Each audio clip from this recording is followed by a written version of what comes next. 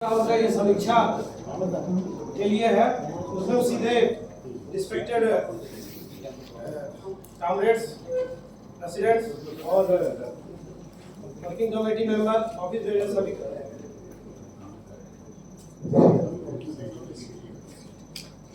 Labour code के बारे में हम ये बताना चाहेंगे कि जब हड़ताल हुई, उस हड़ताल में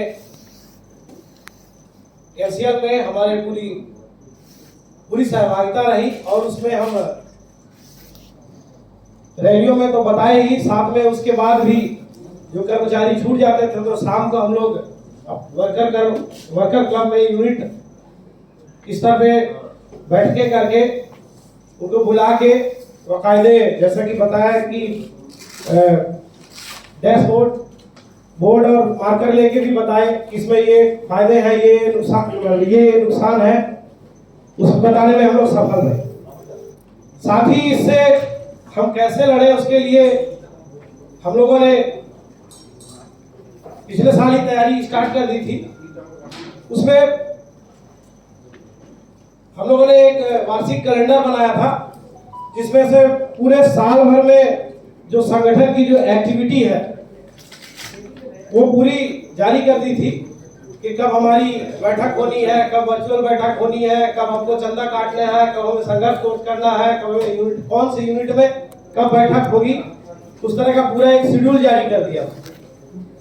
और लगभग अभी तक जो है 25% उसका फॉलो भी हो चुका है, अभी साल खत्म नहीं हुआ। साथ में संगठन को यूनिट लेवल पे मजबूत बनाने के लिए हम लोगों ने एक रूल 5 फॉलो अप किया है। उस रूल 5 के बारे में मैं ये बताना चाहूंगा कि हमारी जो कमेटियां हैं हर यूनिट में है, सभी यूनिट में रन अप है, एनसीएल की सभी यूनिट में है और सीआईएल के सभी जोनों में है, जिसके लिए रूल 5 हम लोगों ने बनाया। यूनिट स्तर के जो भी स्पेशली सचिव को हम लोगों ने बोला कि आपको रूल 5 को फॉलो करना है। उस रूल 5 को मैं थोड़ा सा आपको बताना चाहूंगा। उसमें 5 चीजों की जानकारी मांगी गई है जिससे हम आने वाले समय में 5 सालों के लिए रोड मैप तैयार कर सके, जिससे त्वरित मामले भी हैं और लंबे समय के मामले भी हैं।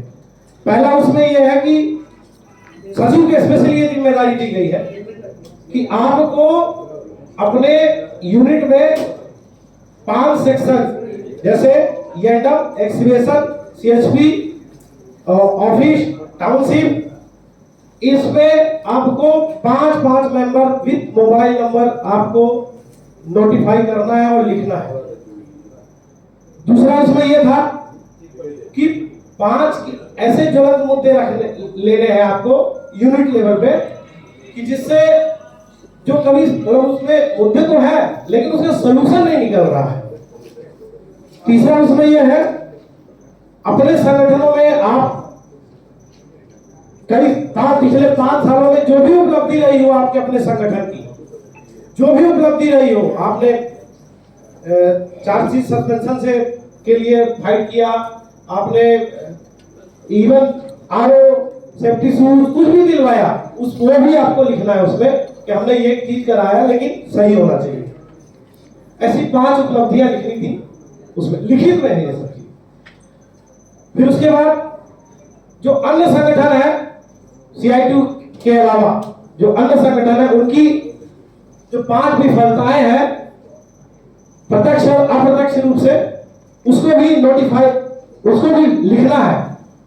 जो अन्य संगठन है, 4 संगठन है जो भी रनिंग में है, उसको बकायदे नोटिफाई करना है कि इन्होंने इतने समय ये प्रबंधन से मिलकर ये गलत काम किया या फिर फला पेपर में साइन किया तो उसका ये दुष्परिणाम निकला, ये भी लिखना है। उसके बाद अगर हम आने वाले समय में आईआर में या फिर किसी ऐसे फोरम में बैठते हैं तो हम क्या करेंगे, इसके लिए भी 5 चीजें नोटिफाई करना है। उसमें से ये था यूनिट लेवल पे 5 चीजें लिखना है आपको कि अगर हम बैठते हैं तो क्या करेंगे। जोनल लेवल पे 5 चीजें लिखनी है कि अगर हम जोनल लेवल पे बैठते हैं तो क्या करेंगे। और इसी तरह केंद्र लेवल पे अगर हमारा प्रतिनिधित्व मिलता है तो हम केंद्र लेवल पे ऐसी कौन सी 5 डिमांड है तो करेंगे। ये रूल 5 जो है, और हम लोगों ने कैलेंडर, वार्षिक कैलेंडर जारी करके इसका ऑलरेडी 13 परियोजनाएं हमारे एनसीएल में हैं, जिसमें से 6 परियोजनाओं का रूल 5 हम लोग के पास लिखित में आ चुका है। अगर आज बोलेंगे तो अभी हम उपलब्ध भी करा देंगे, जिससे हम आने वाले 5 सालों का रोड मैप तैयार कर सकें। ये हो गया पहला। दूसरा, यूनियन का पंजीकरण। हमारा संगठन सीटिया 1957 से रजिस्टर्ड है। 26 साल कंटिन्यू सिंगल मतलब नॉन अफिलिएशन से चला। अभी 2022 में अफिलिएशन सीआईटी से हुआ और फेडरेशन से। उसके बाद हमारे पूरे भी जितने भी है सभी परियोजनाओं में कमेटी रनिंग है, और सभी सब्सिडी में जोनल में कमेटी रनिंग है। लगभग डॉक्यूमेंट जिस आधार पे बताए गए हैं कि रजिस्टर मेंटेन करना है, मेल फीमेल करना है, कॉन्ट्रेक्चुअल कर्मचारी का लिखना है, रसीद की बाकायदे रसीद नंबर लिखना है, ये सब ऑलरेडी पूरा है। और हमारा अपना खुद का रजिस्टर्ड लोगो है, ये इसमें बोलना था। इसके बाद है फेडरेशन कार्यालय। इसमें हम ये बताना चाहते हैं कि एनसीएल स्तर पे पिछले 1 साल के अंदर में हम लोगों ने 3 जगह से प्रबंधन से कार्यालय ऑफिशियली अलॉट करा लिया है। अन्य जगह भी लगे हुए हैं, संभवतः कार्यालय मिल जाएगा।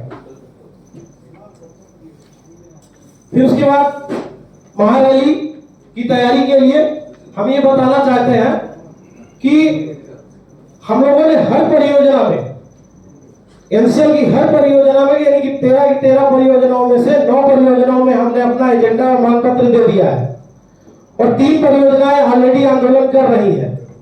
तो एक ग्राउंड लेवल तैयार कर रहे हैं, जिससे हम लोग सब लोग इकट्ठा होके और मुख्यालय स्तर पे एक तैयार करें और वहां पे ले जी। और हमें बस लास्ट है। इस तरह हम लोगों ने महारैली की भी तैयारी कर ली है। आने वाले सितंबर अक्टूबर में हम लोग मुख्यालय स्तर पे भी आंदोलन करेंगे। बस यही बात खत्म होती है। बस निवेदन यही है अंत में कि जैसे कि अभी फेडरेशन रजिस्टर्ड हो रहा है, जैसा कि बताया गया था, तो निवेदन ये है कि जल्द से जल्द जो है एक फेडरेशन का झंडा भी एक दे दिया जाए, ताकि हम लोग अपने आंदोलनों में उसको शामिल करें, ताकि हमारे फेडरेशन का एक अलग पहचान हो। सिंधु तो अपना है, लेकिन फेडरेशन का भी झंडे का अपना एक अलग पहचान। धन्यवाद।